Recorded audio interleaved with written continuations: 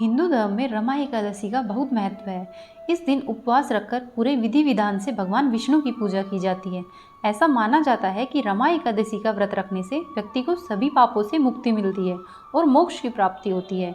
यही कारण है कि पति और पत्नी दोनों साथ मिलकर रमा एकादशी का व्रत रखते हैं। विष्णु पुराण के अनुसार रमा एकादशी कार्तिक माह के कृष्ण पक्ष की एकादशी तिथि को पड़ती है। आमतौर पर यह दीपावली से 4 दिन पहले पड़ती है। रमा एकादशी को रंभा एकादशी या कार्तिक कृष्ण एकादशी के नाम से भी जाना जाता है।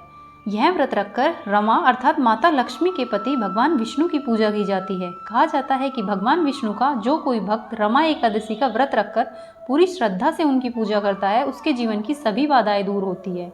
इस दिन गौमाता को घास और अनाज अवश्य ही खिलाना चाहिए। ऐसा करने के बाद भगवान विष्णु और माँ लक्ष्मी की पूजा करनी चाहिए। इस बार वर्ष 2023 में कृष्ण पक्ष की रमा एकादशी तिथि 8 नवंबर 2023 को सुबह 8:23 पर शुरू होगी और अगले दिन 9 नवंबर 2023 को सुबह 10:41 पर समाप्त होगी।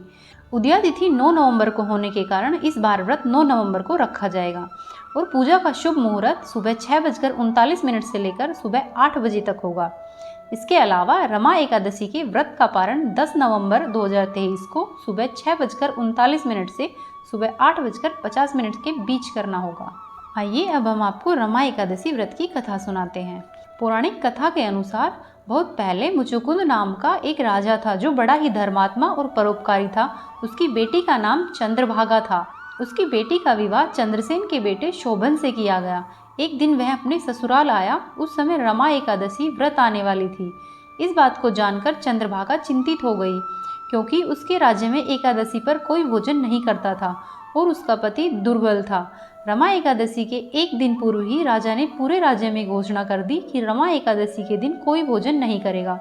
घोषणा सुनकर शोभन भी चिंतित हो गया और उसने अपनी पत्नी से कहा कि वह भोजन के बिना कैसे रहेगा। भोजन के बिना तो उसके प्राण निकल जाएंगे, ऐसे में कोई उपाय बताओ।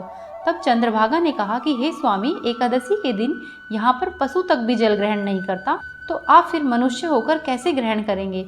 आप यहाँ से कहीं और चले जाए। यदि आप यहाँ रहेंगे तो आपको भी एकादशी का व्रत करना होगा। इस पर शोभन ने कहा कि वह यहीं रहेगा, जो भी होगा वो देखा जाएगा। रमा एकादशी का दिन भी आया और रमा एकादशी के दिन शोभन ने भी व्रत रखा। सूर्यास्त के समय तक वह भूखा और प्यासा रहा। उसने रात्रि जागरण भी किया। अगले दिन सुबह शोभन ने अपने प्राण त्याग दिए। तब राजा ने विधि पूर्वक उसका अंतिम संस्कार कराया और उसकी बेटी चंद्रभागा मायके में रहने लगी। रमा एकादशी व्रत के पुण्य प्रभाव से शोभन को मंदराचल पर्वत पर एक सुंदर नगर देवपुर प्राप्त हुआ। वह सभी प्रकार के सुखों और ऐश्वर्य से वहां रहता था। एक दिन मुचुकुंद नगर का एक ब्राह्मण सोम शर्मा देवपुर में पहुंच गया। उसने वहां शोभन को पहचान लिया कि वह तो राजकुमारी चंद्रभागा का पति है। शोभन ने भी उस ब्राह्मण को पहचान लिया।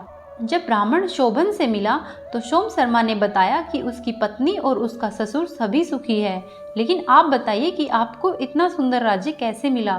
तब शोभन ने कहा कि यह सब रमा एकादशी व्रत का पुण्य है, लेकिन यह सब अस्थिर है क्योंकि मैंने व्रत श्रद्धा रहित होकर किया था। आप चंद्रभागा को इसके बारे में बताना तो यह सब स्थिर हो जाएगा।